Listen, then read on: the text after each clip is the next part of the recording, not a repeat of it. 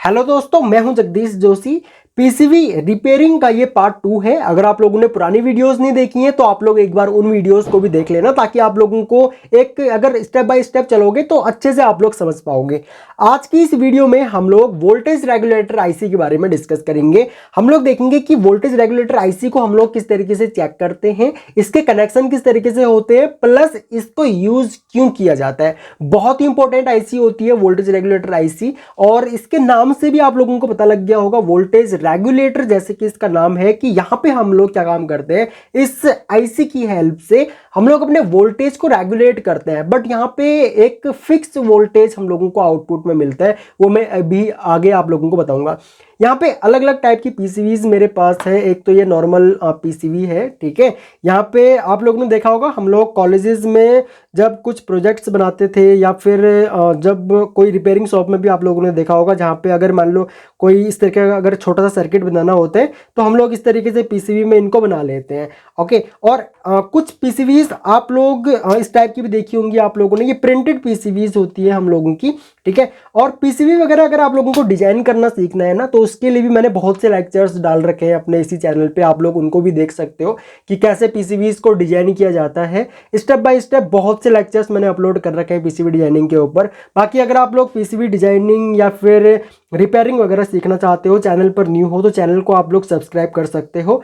PCB अगर मान के चलो आप लोगों को डिजाइन करने हैं या फिर पीसीबीज ऑर्डर करनी है, तो आप लोग jlcpcb.com की वेबसाइट से पीसीबीज को बिल्कुल फ्री ऑफ कॉस्ट डिजाइन कर सकते हो, डिजाइनिंग सीख सकते हो। और अगर आप लोगों को पीसीबीज ऑर्डर करनी है तो वहां से मात्र $5 में आप लोग पीसीबीज को ऑर्डर कर सकते हो।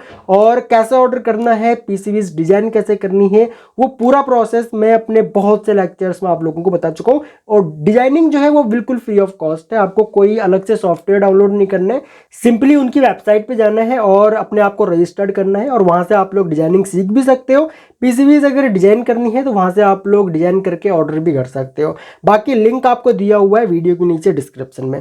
तो देखिए, अगर हम लोग बात करें वोल्टेज रेगुलेटर आईसी की, तो वोल्टेज रेगुलेटर आईसी को हम लोग यूज करते हैं अपने वोल्टेज को रेगुलेट करने के लिए, और इसको हम लोग डीसी में यूज करते हैं। अब वोल्टेज रेगुलेटर आईसी की जरूरत हमको कहां पे पड़ती है, सबसे पहले अगर हमको ये समझना हो तो मान के चलो कि मेरा कोई एक सर्किट है, मान के चलो ये मैंने एक ट्रांसफार्मर लेस पावर सप्लाई बनाया हुआ था।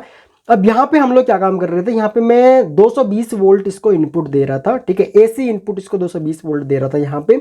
और उसके बाद इस 220 एसी वोल्टेज को हम लोग डीसी में कन्वर्ट कर रहे थे, एंड उसके बाद मतलब रेक्टिफायर यहाँ पे यूज कर रहे थे। 4 डायोड मैंने यहाँ पे यूज किए हुए हैं रेक्टिफिकेशन के लिए। बीच में मैंने एक कैपेसिटर लगा रखा है, कैपेसिटर ये फिल्टर करने के लिए यूज किया हुआ है। एंड उसके बाद जो भी यहाँ पे लगभग मान के चलो 20-22 वोल्ट के आसपास का आउटपुट वोल्टेज मेरे को मिल रहा था। एंड यहाँ पे उसके बाद मैंने क्या काम किया, मुझे आउटपुट वोल्टेज चाहिए था 9 वोल्ट, ठीक है, 9 वोल्ट डीसी मेरे को आउटपुट वोल्टेज चाहिए था, इसलिए मैंने यहाँ पे यूज कर ली एक वोल्टेज रेगुलेटर आईसी। और ये आईसी जो होती है ये 2 वेरिएंट में मिलेंगी आप लोगों को, एक मिलेंगी 7-8 की सीरीज में, एक मिलेंगी 7-9 की सीरीज में।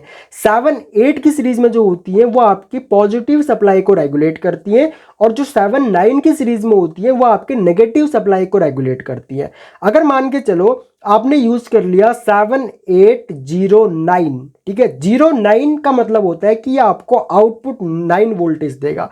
अब मान के चलो यहाँ पे मेरे को इनपुट वोल्टेज डीसी में मिल रहा है 20 वोल्ट, और ये कभी 20 हो जाता है, कभी 15 हो जाता है, कभी 16 हो जाता है, ठीक है, फ्लक्चुएट करता रहता है मान के चलो। लेकिन मुझे आउटपुट में कांस्टेंट वोल्टेज चाहिए 9 वोल्ट। तो उस केस में क्या होगा, ये जो वोल्टेज रेगुलेटर आईसी है मेरे को बिल्कुल कांस्टेंट वोल्टेज देगा 9 वोल्ट, ठीक है, ये इसका फायदा होता है। इसी तरीके से आप लोग मार्केट में अलग अलग ये रेटिंग के मिलते हैं, 7805 का भी ले सकते हो, 7809 का भी ले सकते हो, 7812 का भी ले सकते हो, 24 का भी ले सकते हो, 48 का भी ले सकते हो, ठीक है। ये आप लोग अपनी रिक्वायरमेंट के अकॉर्डिंग ले सकते हो, बाकी पॉजिटिव नेगेटिव दोनों में ले सकते हो, ठीक है। 7809 भी ले सकते हो, 78012 भी ले सकते हो, या फिर 7905 7909 इस तरीके से, या फिर 790 आप लोग 5 ले लो, या फिर 7912 ले लो, 24 ले लो, इस तरीके से भी आप लोग इनको यूज कर सकते हो। ओके, तो ये तो हो गया कि हम लोग इनको यूज किस तरीके से करते हैं। अगर हम लोग इनके कनेक्शन की बात करें तो देखो, ये जो वोल्टेज रेगुलेटर आईसी होती है ना, ये आपका सेम मॉसफेट की तरह ही दिखेंगी आप लोगों को, ठीक है। या फिर आप लोग ये कह सकते हो कि जो ये वोल्टेज रेगुलेटर आईसी है सेम इसी तरीके से मॉसफेट भी होता है, ठीक है। तो यहाँ पे इसके 3 पैर होते हैं, ठीक है, 3 लैग्स होती है इसकी, 3 पैर बोल लो, 3 लैग्स बोल लो, ठीक है, ये हो गई। अगर आप लोग वोल्टेज रेगुलेटर आईसी को इसका जो यहाँ पे तो खैर आप लोगों को इसका प्रिंट दिख नहीं रहा होगा, ठीक है, बट यहाँ पे जो ये लिखा हुआ रहता है ना 7809 और बाकी कुछ इन्फॉर्मेशन यहाँ पे लिखी हुई होंगी, ये आपने अपनी तरफ करनी है। उसके बाद जो इसकी 3 लैग्स है या फिर 3 टांगें जो हैं इसकी, जो पहली वाली टांग है या फिर जो फर्स्ट लेग है, ये इसका इनपुट होता है। मान के चलो कि आपका पॉजिटिव और नेगेटिव, तो पॉजिटिव सप्लाई जो होगी आपकी इनपुट की, उसको आप लोग कनेक्ट करोगे फर्स्ट लेग पे, और इसी पॉजिटिव का आउटपुट मिलेगा आपको लास्ट वाली लेग से, या फिर जो थर्ड लेग है, तीसरा पैर है जो इसका, यहाँ से आपको आउटपुट मिलेगा। और जो आपका बीच वाला जो लेग है या फिर बीच वाला जो पैर है इसका, उसको आप लोग कनेक्ट करोगे 0 वोल्ट के साथ में या फिर नेगेटिव वोल्ट के साथ में, ठीक है। तो यहाँ पे पॉजिटिव, यहाँ पे नेगेटिव, और यहाँ से आपको पॉजिटिव आउटपुट मिलेगा। और जो यहाँ पे 0 वोल्ट कनेक्ट करोगे, यहीं से ही आप लोग 0 वोल्ट और यहाँ से जो आउटपुट मिल रहा है आप लोगों को पॉजिटिव का, उन दोनों के बीच का वोल्टेज अगर आप लोग चेक करोगे तो जो रेटिंग इसका था 78, अगर 09 था तो 9 वोल्ट मिलेगा आप लोगों को। भले ही इनपुट वोल्टेज यहाँ पे मान के चलो 12 वोल्ट हो, 20 वोल्ट हो, कुछ भी हो या फिर वैरी कर रहा हो, उससे फर्क नहीं पड़ता है, ठीक है। तो ये हो गया कि हम लोग अपने वोल्टेज रेगुलेटर आईसी कनेक्शन किस तरीके से करते हैं। बहुत सिंपल कनेक्शन है इसके, ठीक है। उसके अलावा वोल्टेज रेगुलेटर आईसी में आप लोग देखोगे तो पीछे इसका जो मतलब बैक साइड जो होती है वो मेटल का बना हुआ रहता है। मेटल का ये क्यों बना हुआ रहता है? जो इसका ये ग्राउंड वाला टर्मिनल है ना, यानी कि बीच वाला टर्मिनल जो होता है ये इसका ग्राउंड वाला होता है, इसको हम लोग 0 वोल्ट के साथ में कनेक्ट करते हैं। ये वाला टर्मिनल और इसके बैक साइड में ये जो आपको मेटल का दिख रहा है, ये दोनों आपस में कनेक्ट होते हैं, ओके। और ये जब वोल्टेज को रेगुलेट करता है तो थोड़ा बहुत हीट भी हो जाता है, ठीक है। अगर बहुत ज़्यादा लोड अगर आप लोग इसके ऊपर डालोगे तो ये जल भी सकता है, ठीक है। तो मान के चलो कि आपका वोल्टेज रेगुलेटर आईसी जो है वो हीट हो रहा है, तो उस केस में हम लोग क्या काम करते हैं, हीट सिंक यूज करते हैं। आप लोग इस पैनल में देख सकते हो, ये पीसीबी में ये हीट सिंक लगा हुआ है, ये भी हीट सिंक है, ये जो लगे हुए हैं ना ये हीट सिंक है, ठीक है। अब इनके पीछे हम लोगों ने कोई ना कोई आईसी लगा रखी है, ठीक है। यहाँ पर भी आईसी है, ओके, और यहाँ पर भी आईसी देखने को मिल जाएगी आप लोगों को, ठीक है। ठीक इस तरीके से यहाँ पर भी है, यहाँ पर भी है, और एक यहाँ पर भी लगी हुई है। तो हीट सिंक का काम क्या होता है, यहाँ पे हम लोग क्या काम करते हैं, इसके पीछे जो ये मेटल है यहाँ पे एक पेस्ट अप्लाई करते हैं, और पेस्ट अप्लाई करने के बाद इसको हम लोग कनेक्ट कर देते हैं अपने हीट सिंक के साथ में इस तरीके से, ठीक है। यहाँ पे इस तरीके से हीट सिंक के साथ में कनेक्ट कर देते हैं। अब होता क्या है कि जब आईसी हम लोगों की हीट होती है तो उस केस में क्या होता है, हीट ट्रांसफर हो जाता है इस पूरे मेटल में, या एल्युमिनियम का होगा, इस पूरे में ट्रांसफर हो जाएगा। तो जब ट्रांसफर हो जाएगा तो उसके बाद क्या होगा कि ये इसको कूलिंग प्रोवाइड करवाता है, ओके। तो ये हो गया कि हम लोग अपने हीट सिंक को किस तरीके से कनेक्शन करते हैं, यूज किस तरीके से करते हैं। अब मैं एक बार इसकी टेस्टिंग आप लोगों को बता देता हूं कि हम लोग अपने वोल्टेज रेगुलेटर आईसी को चेक किस तरीके से करेंगे। तो आप लोगों ने मल्टीमीटर को एक काम करना है, कंटिन्यूटी पे रख लेना है। ये मैंने कंटिन्यूटी पे अपने मल्टीमीटर को रख लिया है। दोनों प्रोब्स को पहले कंटिन्यूटी हम लोग यहाँ पे चेक कर लेंगे, ठीक है। कंटिन्यूटी प्रॉपर मेरे को बता रहा है। अब जैसे कि मैंने आपको बताया था कि हमारा जो वोल्टेज रेगुलेटर आईसी होता है ना, मैं एक काम करता हूँ, ब्रेड बोर्ड पे अपनी इस वोल्टेज रेगुलेटर आईसी को हम लोग माउंट कर देते हैं, इससे थोड़ा सा ईजी पड़ेगा, ठीक है, चेक करने में हम लोगों को। ओके, तो ये मैंने इसको यहाँ पे इस तरीके से माउंट कर दिया, ओके।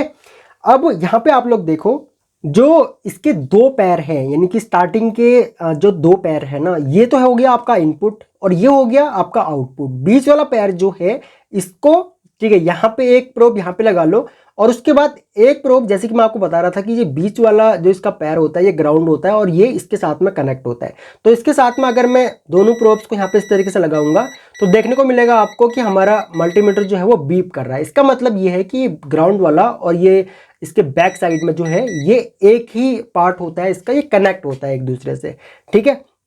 उसके बाद हम लोग यहाँ पे क्या काम करेंगे, जो इसका इनपुट वाला लैग है इसको और ग्राउंड को, दोनों को हम लोग यहाँ पे चेक करेंगे। ये आपस में शॉर्ट नहीं होना चाहिए, ठीक है। आपस में अगर ये मान के चलो मल्टीमीटर मेरा यहाँ पे अगर बीप कर रहा है, इट मीन्स मेरा वोल्टेज रेगुलेटर आईसी खराब हो चुका है। आप लोग यहाँ पे चेक कर लो या फिर आप लोग इस बीच वाले पैर में या फिर बीच वाले लैग में आप लोग चेक कर लो, बात एक ही है, ठीक है। सेम इसी तरीके से आप लोगों ने आउटपुट में भी करना है, आउटपुट में भी इस तरीके से चेक करना है। और उसके अलावा आप लोगों ने यहाँ पे इस तरीके से आप लोगों ने चेक कर लिया, एंड आप लोगों ने उसके बाद प्रोब्स को चेंज करके भी देख लेना है, ठीक है। आपको ये कोई भी कंटिन्यूटी यहाँ पे नहीं बताना चाहिए आपका वोल्टेज रेगुलेटर आईसी किसी भी कंडीशन में। और उसके बाद जो हमारा इनपुट और आउटपुट है, इन दोनों को भी आप लोगों ने इस तरीके से चेक करना है, ठीक है। दोनों ही जो लैग्स हैं दोनों लैग को आप लोगों ने इस तरीके से चेक करना है। ये फिर भी यहाँ पे कोई बीप या कोई रीडिंग आप लोगों को यहाँ पे शो नहीं करना चाहिए, ठीक है। उसके अलावा एक वोल्टेज रेगुलेटर आईसी हम लोगों ने यहाँ पे लगा रखी है। अगर मैं यहाँ पे चेक करूँ तो यहाँ पर भी आप लोगों को देखने को मिलेगा, ये इसका ग्राउंड है, ठीक है, बीच वाला ग्राउंड है। और इसके पीछे अगर जो ये साइड में दिया हुआ है ना पीछे कूलिंग के लिए, अगर मैं यहाँ पे अपने मल्टीमीटर की प्रोब को लगाऊंगा तो आपको देखने को मिलेगा कि ये बीप कर रहा है, ठीक है। उसके अलावा अगर मैं इन साइड के इनपुट आउटपुट टर्मिनल्स को चेक करूंगा तो ये बीप नहीं करना चाहिए, ठीक है। अगर बीप कर रहा है तो इट मीन्स ये खराब है। तो यहाँ पे देखो ये यहाँ पे बीप नहीं कर रहे हैं, ठीक है, इट मीन्स कि ये हमारा सही है वोल्टेज रेगुलेटर आईसी। और इसके अलावा आप लोग इनपुट आउटपुट में भी यहाँ पे चेक कर सकते हो, ठीक है। ये यहाँ पे हम लोगों का कोई भी रीडिंग या फिर यहाँ पे बीप नहीं करना चाहिए मल्टीमीटर, ठीक है। तो इस तरीके से हम लोग चेक करते हैं वोल्टेज रेगुलेटर आईसी को, और वोल्टेज रेगुलेटर आईसी को हम लोग इस पर्पज़ के लिए यूज़ करते हैं। आई होप कि आप लोगों को समझ में आया होगा वोल्टेज रेगुलेटर आईसी क्यों यूज़ की जाती है। बाकी मैंने डायोड का बता रखा है, मैंने आप लोगों को डायोड और कैपेसिटर का बता रखा है कि कैसे डायोड और कैपेसिटर को चेक किया जाता है कि ये प्रॉपर सही से काम कर रहे हैं या नहीं कर रहे हैं, या फिर डायोड और कैपेसिटर को हम लोग किस तरीके से चेक कर सकते हैं। उसके अलावा जो ये एलईडी होती है ना, जो इंडिकेशन के लिए हम लोग एलईडीज को यूज करते हैं, चाहे 3 mm की एलईडी हो, 5 mm की हो या फिर 8 mm की हो, वैसे 3 mm की एलईडी को ही इंडिकेशन के लिए यूज किया जाता है ज़्यादातर। कहीं कहीं पे हम लोग 5 mm की एलईडी को भी यूज करते हैं, 5 mm की यूज कर लो, 3 mm की यूज कर लो, ठीक है। 8 mm की एलईडी को इंडिकेशन पर्पज के लिए तो यूज नहीं किया जाता है, ठीक है। बाकी जैसा डायोड आपका चेक होगा सेम इसी तरीके से आपकी एलईडी भी चेक होगी, क्योंकि ये भी एक डायोड होता है। ओके, सो आई होप कि समझ में आया होगा आप लोगों को। बाकी इस टॉपिक से रिलेटेड अगर आप लोगों का कोई भी डाउट हो वोल्टेज रेगुलेटर आईसी से रिलेटेड, तो आप लोग वीडियो के नीचे कमेंट कर सकते हो, मैं आपके सारे कमेंट्स पढ़ता हूँ। बाकी अगर आप लोगों को पीसीबी वगैरह डिजाइन करनी है, सीखना है, तो आप लोग वीडियो के नीचे डिस्क्रिप्शन में जाकर के jlcpcb.com की वेबसाइट पे विजिट कर सकते हो, वहां से आप लोग चेक कर सकते हो। अगर आप लोग इस चैनल पर न्यू हो तो चैनल को आप लोग सब्सक्राइब कर सकते हो, बगल में जो बेल आइकन है उसको भी ऑन कर लेना, ताकि आपको हमारी सभी न्यू वीडियोस का नोटिफिकेशन लगातार मिलता रहे। सो इस वीडियो लेक्चर में इतना ही गाइस, थैंक्स फॉर वॉचिंग। मिलते हैं अपने नेक्स्ट वीडियो लेक्चर में।